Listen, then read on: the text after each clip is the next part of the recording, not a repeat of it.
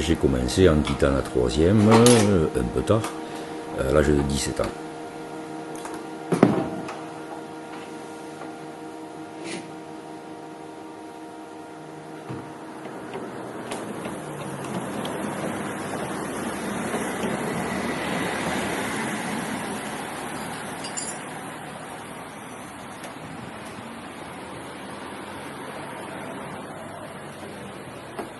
À l'époque, on n'avait pas trop le choix et que mon père étant artisan, ça coulait de source que je le rejoigne et que je devienne menuisier, quoi. Voilà.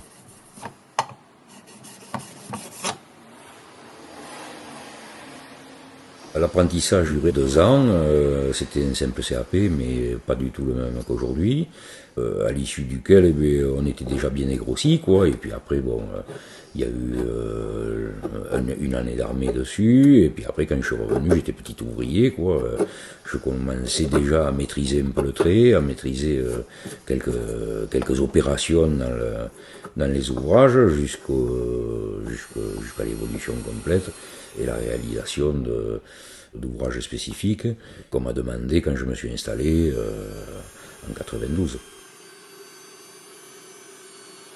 Alors, ce qui m'a poussé à me mettre à mon compte, c'est en premier lieu un désaccord avec mon père, quoi, 2 générations différentes.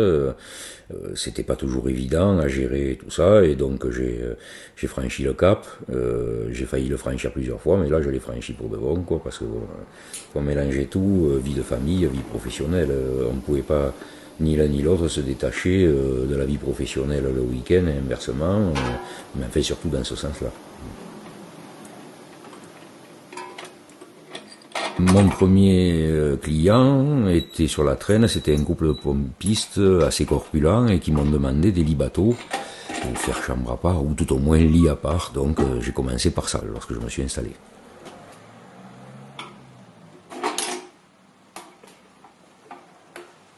J'ai eu l'opportunité pour mon installation de trouver un local déjà équipé. C'était un menuisier qui était un confrère de mon père et qui était parti à la retraite depuis 2 ans, donc il y avait toutes les machines installées, tout au moins les grosses machines, même si elles étaient vétustes, elles avaient le mérite d'être là, ce qui m'a permis d'ouvrir les portes, quoi, et de commencer de suite à travailler, quoi. Au début, j'ai fait avec le matériel que j'avais, je me suis débrouillé comme ça, et puis, comme par exemple pour les lits, j'avais pas de pistolet à peinture pour passer la teinte, mais il fallait bien que je les teinte quand même, au pinceau ça va pas, et j'ai trouvé la solution de me servir d'un pistolet à produit à vitre, quoi, pour mettre ma teinte dedans et la pulvériser, quoi, sur les lits. Voilà, quoi, je me suis débrouillé à chaque fois comme ça, quoi, et puis petit à petit, du coup, en travaillant et en faisant quand même du travail soigné malgré la débrouille, j'ai pu m'équiper au fil des chantiers, du petit équipement, de l'équipement un peu plus lourd, jusqu'à aujourd'hui, voilà, d'arriver à un atelier assez complet, d'arriver à avoir le matériel qu'il faut pour travailler confortablement, puisque ça a été toujours ma ligne de conduite, quoi.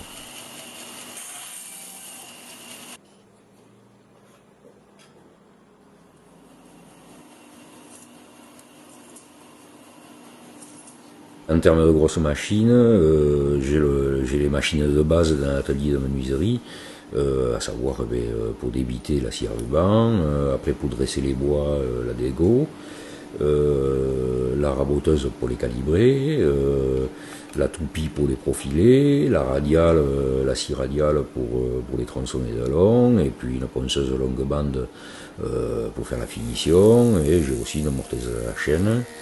Et puis l'aspiration de toutes ces machines qui permet de mettre en sachet les copeaux.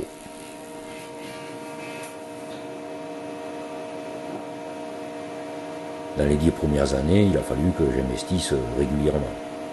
J'ai toujours pu répondre à toute la demande, quoi, parce que justement les machines de base, il n'y a plus qu'à laisser courir notre imagination, quoi, pour faire des réalisations multiples, quoi. Alors que bon, les machines semi-industrielles sont beaucoup plus spécifiques. Ce sont des machines qui sont beaucoup plus performantes, beaucoup plus rapides, mais qui sont aussi beaucoup plus limitées, quoi, pour faire de l'artisanat.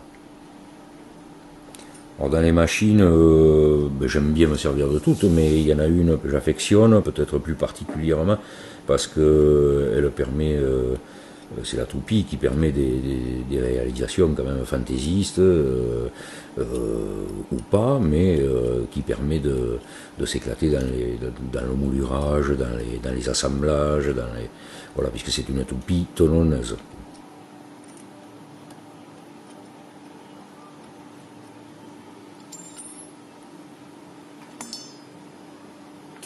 La meilleure sensation, oui, c'est le toucher quand on finit un meuble et qu'on l'a poncé à un grain très fin.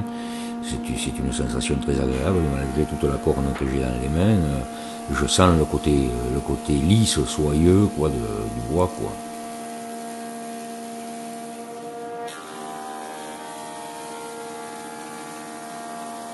Tout ce qui est menuiserie extérieure, je l'ai fait dans un bois exotique africain, le cipo, pour faire des réalisations intérieures, style placard en bois massif ou des choses comme ça.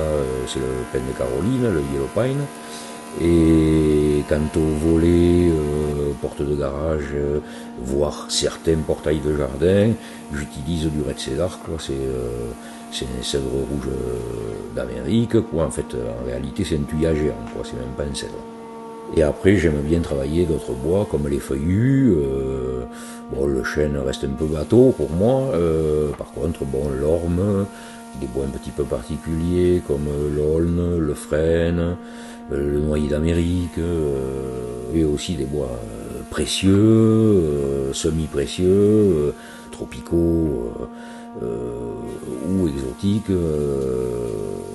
via un marchand de bois qui m'a fait transformer beaucoup de bois un peu marginaux, comme du padouk, du wenge, de la samela, du palissandre d'Inde, de l'ébène, du jatoba, enfin, voilà, tout un tas de bois qu'on trouve chez lui, qu'on trouve pas partout, quoi.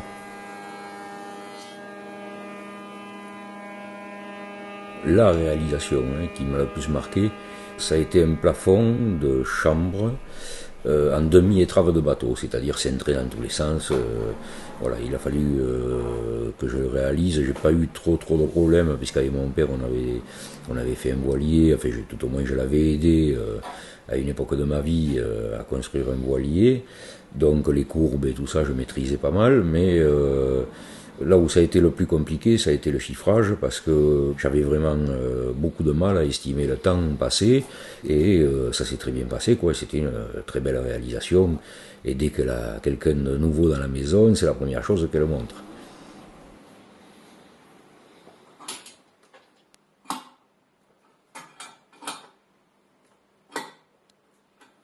Alors, j'ai eu plusieurs lignes directrices dans ma profession, à savoir que déjà le perfectionnement de moi-même,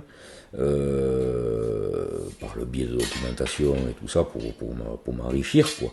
Et en parallèle, ne faire que de la qualité, que du produit quasi irréprochable, parce que bon, ce serait prétentieux de dire irréprochable, mais voilà, toujours faire le maximum pour satisfaire la clientèle et qu'elle revienne me voir pour ce que j'ai fait, quoi. Et du coup, c'est vrai que avec certaines personnes, on a créé des liens, quoi, des liens, on va dire pas d'amitié, pas de camaraderie, mais de complicité. Tout ça, ça fait que bon, après il y a une relation de confiance qui s'établit avec la clientèle, et donc c'est vrai que j'ai des clients de très longue date, à savoir que t'es là.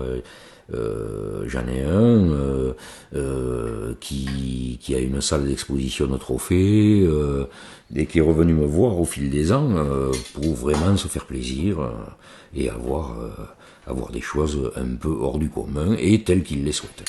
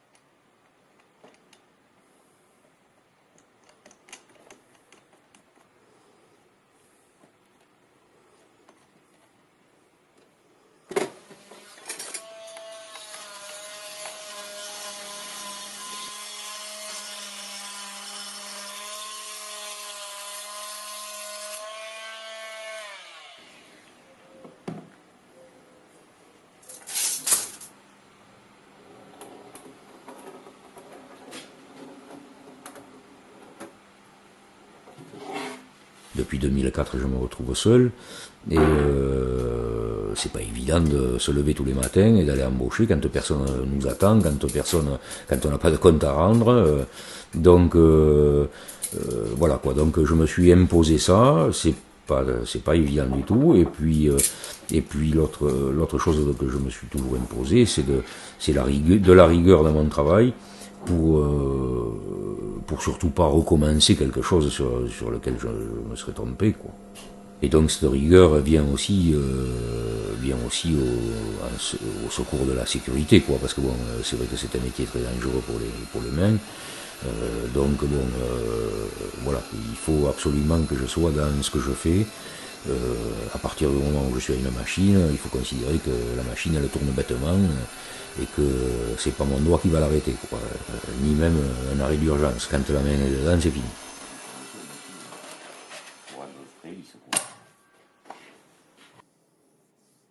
Je consacre beaucoup de temps à la clientèle quand je suis en rendez-vous, parce que j'ai besoin de m'imprégner vraiment de ce qu'ils veulent, même si c'est pas à mon goût, même si je dois m'imprégner de ce qu'ils veulent, pour pouvoir le retranscrire après par le boulot, quoi. C'est une partie assez compliquée aussi du métier, parce que là, oui, c'est pas du tout le travail du bois, c'est pas du tout.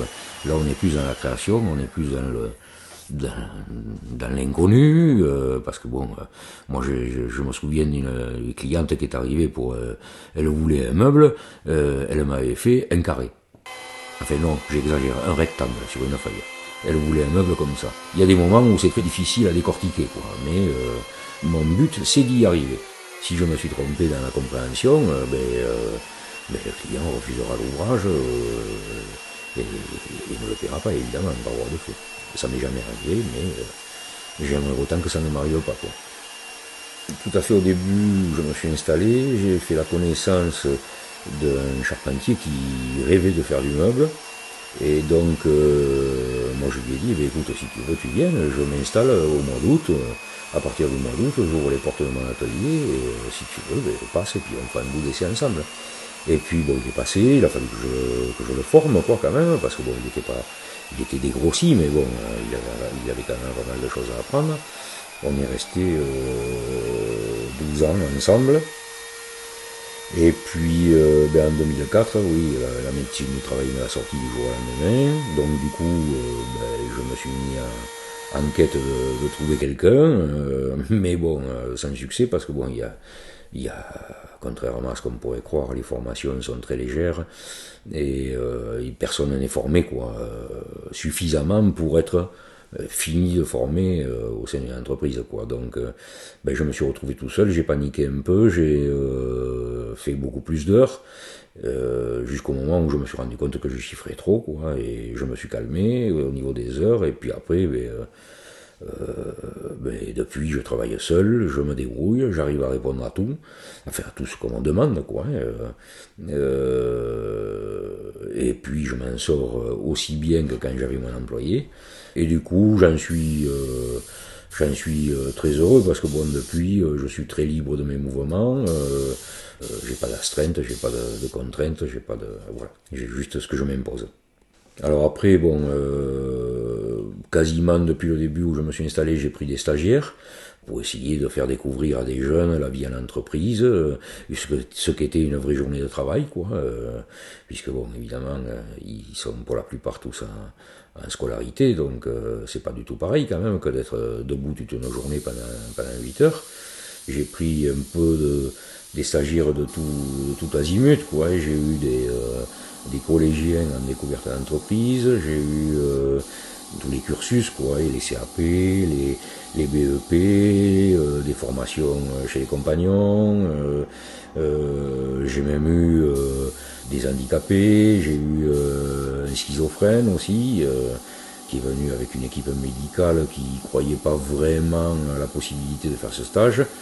Se sont trompés, puisque bon, il m'avait donné juste qu'une semaine dans un premier temps de stage, et moi j'ai su intéresser le jeune, et du coup il a fait 3 semaines, et il s'est éclaté. J'ai même pu le mettre aux machines, et l'équipe médicale en revenait pas, quoi.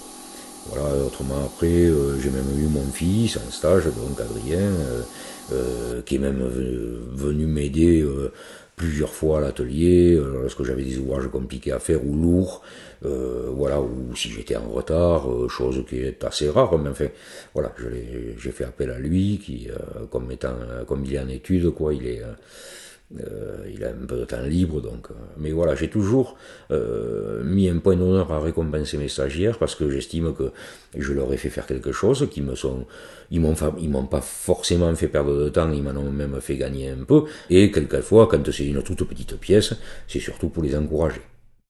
Alors aujourd'hui, oui, on apprend toujours des choses.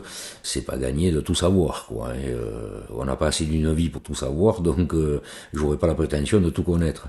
Mais on va dire que dans la partie que j'exploite, aujourd'hui, je maîtrise tout ce que je fais.